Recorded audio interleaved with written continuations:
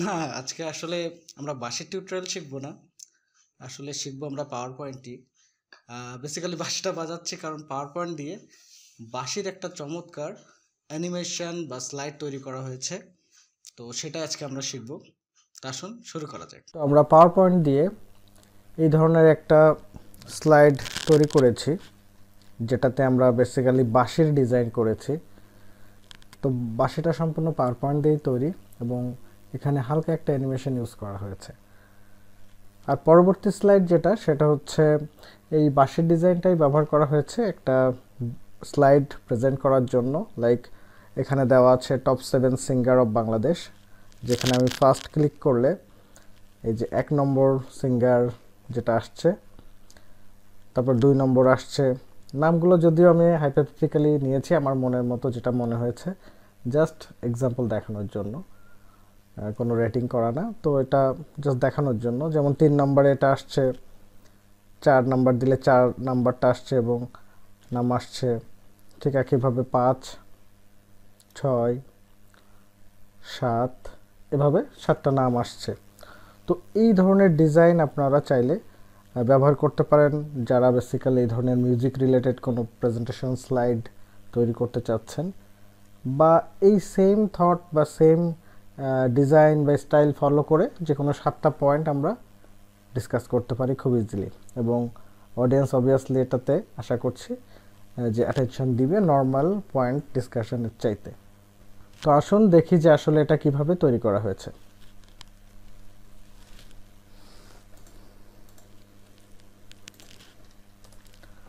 প্রথমে একটা blank slide নিয়ে নিচ্ছি।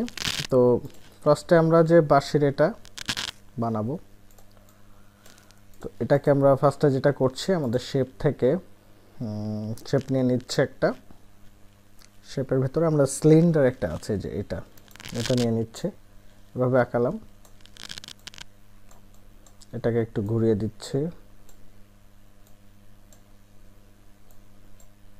বাঁশিটা তো মোটা না, একটু চিকন হবে, সো এভাবে, বা সাইজ যেটা আপনার কাছে সঠিক মনে হয় সেভাবে নেবেন। তো এটা নিলাম।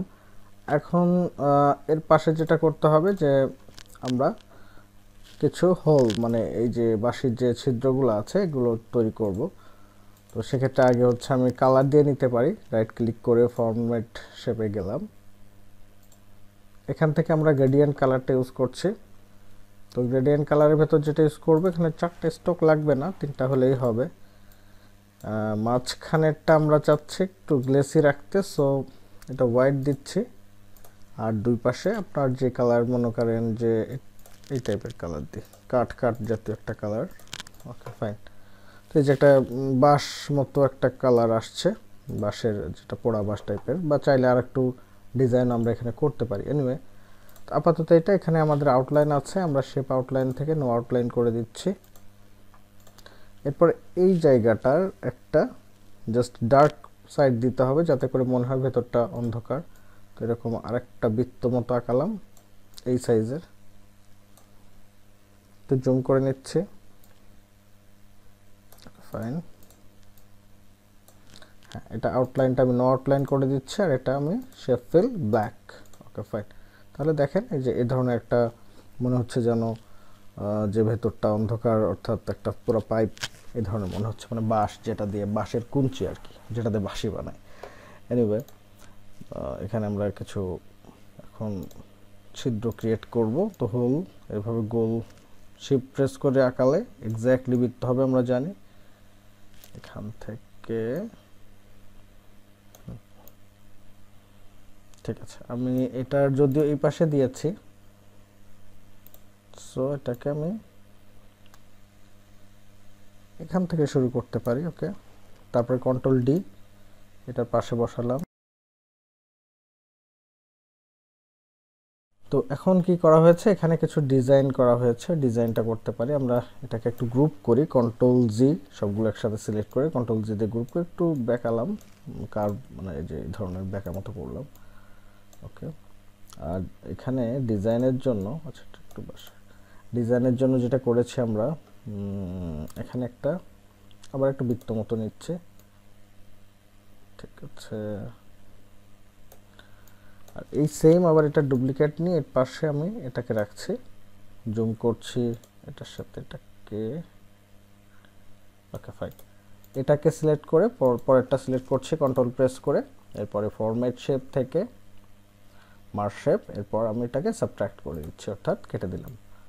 তাহলে দেখেন এখানে একটা গোল মতো একটা পেয়েছি, যেটা পুরোপুরি হয়নি, ওকে অসুবিধা নাই, আমি এখানে বসিয়ে দিলাম।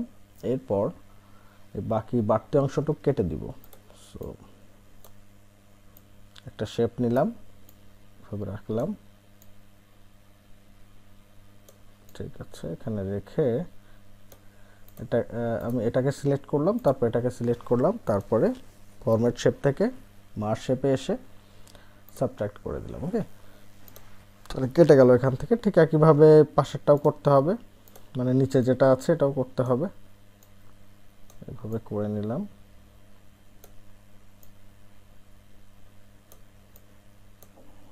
এটা সিলেক্ট করলাম, এটা সিলেক্ট করলাম, সাবট্রাক্ট, ওকে ফাইন।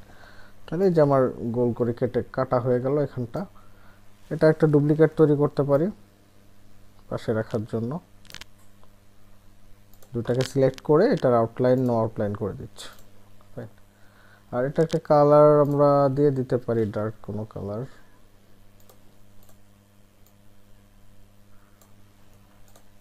এটাকে একটু বাম পাশে চাপাই দিই, ঠিক আছে। ওকে, তো মোটামুটি এই পর্যন্ত আমাদের রেডি। এখন একটা কাজ করা যেতে পারে, এটা একটু ঘুরিয়ে দিই,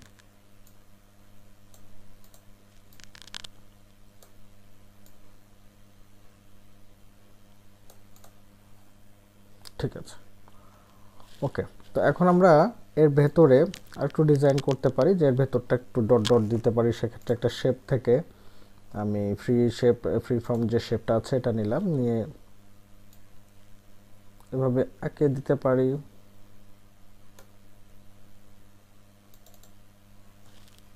তারপরে এখানে আমি এটার শেপ আউটলাইন সাদা করে দিতে পারি, সুতা মতো একটা ইফেক্ট আর কি। আর চাইলে এটাকে আমরা আউটলাইন ইফেক্ট থেকে এই যে ড্যাশ ড্যাশ ড্যাশ এটাও দিয়ে দিতে পারি, সুতা সুতা একটা ভাব থাকবে। এটা আপনি যেভাবে খুশি আঁকাতে পারেন, বা এটা দিয়ে আমরা চাইলে আঁকাইতে পারি এভাবে।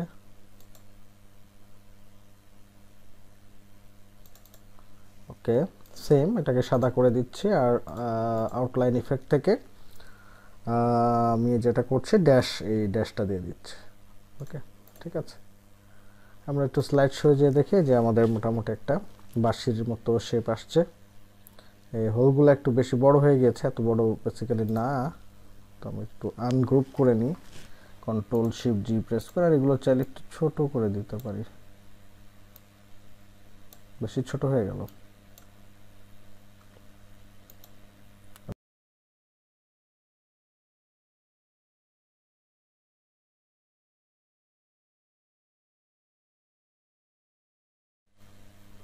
ওকে, বা একটু ঘুরিয়ে দিতে পারি এটাকে। যত ফাইন টিউন করবো অ্যাকচুয়ালি তত ভালো হবে, সময় নিয়ে যত করব। আমি আপাতত জাস্ট আপনাদের মেইন জিনিসটা দেখানোর চেষ্টা করছি, যে কিভাবে অ্যাকচুয়ালি জিনিসটা বানানো হয়েছে। আর বাকিটা আশা করি আপনারা বুঝতে পারলে নিজেরাই চেষ্টা করলে আরও সুন্দর করে করতে পারবেন। ওকে, এটা হয়ে গিয়েছে মোটামুটি। এখন এই যে ময়ূরের পাখনা মতো একটু তৈরি করা হয়েছে, এটা কিভাবে করা হয়েছে দেখি আমরা। আমরা এটা করেছি হচ্ছে, আমরা প্রথমে একটা আমাদের টিয়ার ড্রপ যেটা আছে, কই কই এই যে এটা নিয়েছি, একটু জুম করি, ফাঁকা জায়গা থেকে বানিয়ে নিয়ে এটা এই যে এরকম করা হয়েছে এটা। ওকে, আবার একটা ডুপ্লিকেট করা হয়েছে, যেটাকে আমি একটু ছোট করে নিচ্ছি শিফট প্রেস করে। তো প্রথম যেটা করলাম এটার ভেতরে এটাকে বসিয়ে দিচ্ছি। কালারটা দেখে কি দিয়েছিলাম, আচ্ছা প্রথমে ইয়েলো, তারপর ব্ল্যাক। ওকে, ঠিক আছে। আপনি আপনার ইচ্ছা মতো কালার দিতে পারেন যেটা ম্যাচ করে, আমি আগের মতোই দিচ্ছি। আউটলাইনটা একটু শেপ থেকে আউটলাইনটা আমি উঠিয়ে দিচ্ছি, নো আউটলাইন। আর প্রথম যেটা নিচে আছে ওটা ইয়েলো, একটা ব্ল্যাক, ফাইন। আর এই জিনিসটা কন্ট্রোল জি গ্রুপ করছে, ঠিক আছে। এবং যেটা করব যে আরেকটা টেয়ার ড্রপ আমি নিচ্ছি,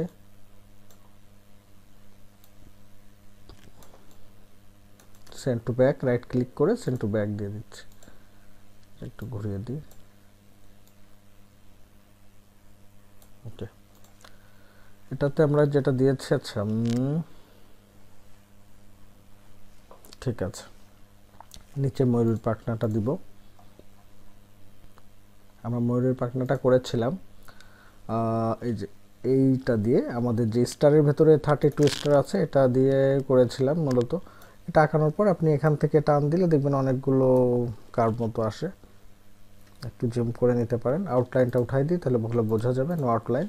আর এটাকে একটু এইভাবে করে নিলাম, আর এখান থেকে এটাকে কেটে নিচ্ছি, এটা যে কোনো একটা শেপ দিয়ে এখান থেকে এটাকে কেটে নিচ্ছে, সাবট্রাক্ট, ওকে। তো এই যে আমার ময়ূরের পাখনার মতো এরকম একটা ইফেক্ট চলে আসলো, একটু ছোট করে নিলে দেখবো এরকমই হয়েছে। তো এটা কালার দিয়ে দেন, আপনি এটা গ্রেডিয়েন্ট কালার দিতে পারেন ফরম্যাট শেপে গিয়ে। ওকে, এখানে আমরা গ্রিন একটা কালার ইউজ করতে পারি, পাশেও সেম, মাঝখানে একটু ইয়েলো ভাব দিতে পারি, তবে এরকমও হলে ভালো, খারাপ লাগে না। ঠিক আছে, এটাও চলে। এটা এনেই মূলত আমাকে একটু বড় করতে হবে, এটার সাথে অ্যাডজাস্ট করে দেব।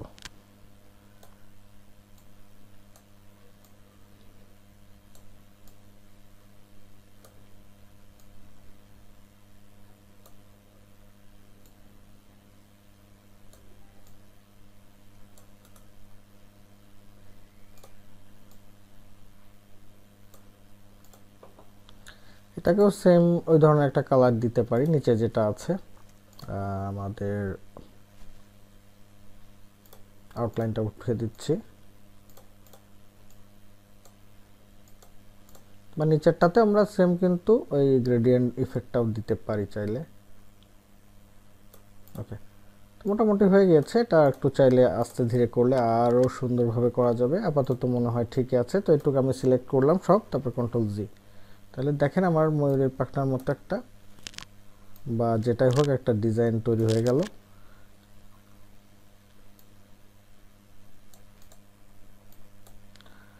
আমরা এটাকে লক করে দিচ্ছি রেশিওটা।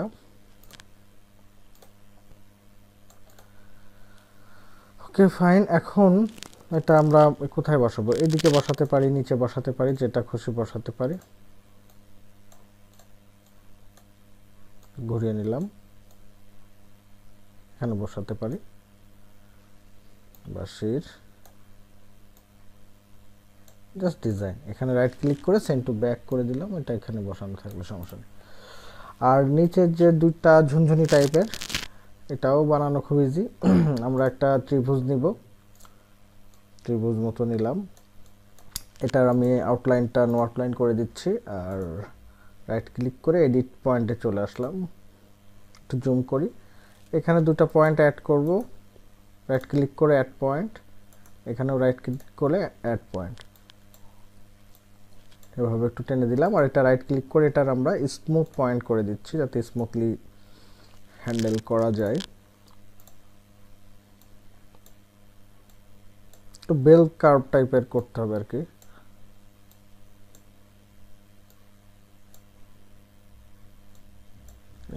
হয়ে গেল। আর এখানেও একটা রাইট ক্লিক করে আমি অ্যাড পয়েন্ট করলাম, আর এখান থেকে একটু উপরে উঠে দিলাম, ঠিক আছে, এটুকু চলবে। এখন শেপ থেকে আমি আরেকটা শেপ নিব, সেটা হচ্ছে একটা বৃত্ত, মাথাটা মুখটা এইভাবে দিক করে দেব, ঠিক আছে। আর এটা কালার আপনি দেন, এখানে আমরা রেড দিয়েছি, লাল কালার, আর এটার আউটলাইন আমি সাদা করে দিচ্ছি, আউটলাইনটা একটু মোটা করে দিই, দেখতে ভালো লাগবে। আর এটার ভেতরে আমি ব্ল্যাক দিয়েছি, ফিল কালার ব্ল্যাক, ওকে। আর টোটালটাকে যখন আমি সিলেক্ট করে গ্রুপ করে নিচ্ছি কন্ট্রোল জি দিয়ে, আর এটাকে ছোট করে নিই, আরও ছোট, যে একটা হয়ে গেল। ডুপ্লিকেট কন্ট্রোল ডি করে আরেকটা ডুপ্লিকেট করে নিলাম, একই জিনিস, একটা বড় ছোট করতে পারেন, একটু বড় একটা ছোট, বেশি বড় হয়ে গেছে এরকম। ওকে, এই যে হয়ে গেল, খুব সুন্দর আমার নিচে দেওয়ার ঝুনঝুনি। এখন এটার সুতা মতো বানাতে পারি খুব ইজিলি। আবার আমরা শেপ থেকে এই ধরনের কোনো নিজের মতো যদি চাই এইভাবে ম্যানুয়ালি এভাবে আঁকে দেখাই দিতে পারি যে সুতা, অথবা দুইটা আলাদা আলাদা করেও করতে পারি। আমি আপাতত ইয়ে করলাম, ডুপ্লিকেট করলাম, দুইটা সিলেক্ট করে ব্ল্যাক কালার দিয়ে দিতে পারি। আউটলাইন মেবি ব্ল্যাকই করে দিই। আচ্ছা, আউটলাইন লাগবে না, নো আউটলাইন করে দিলাম। আর ব্যাকগ্রাউন্ডে আমরা রাইট ক্লিক করে ফরম্যাট ব্যাকগ্রাউন্ডটা করে নিচ্ছি। এখানে আমি আপাতত একটা গ্রে কালার দিয়ে দিচ্ছি যাতে এটা বোঝা যায়, কারণ আমি এটা চাচ্ছি হোয়াইট কালার দিতে। এই সুতাটা, ফিতাটা ব্যাকগ্রাউন্ড সাদা না হলে, মানে ব্যাকগ্রাউন্ড সাদা হলে এটা মিলবে না আর কি। এগুলো গ্রুপ করে দিই, কন্ট্রোল জি, পাশাপাশি থাকলো, এটাও গ্রুপ। ওকে, ফাইন।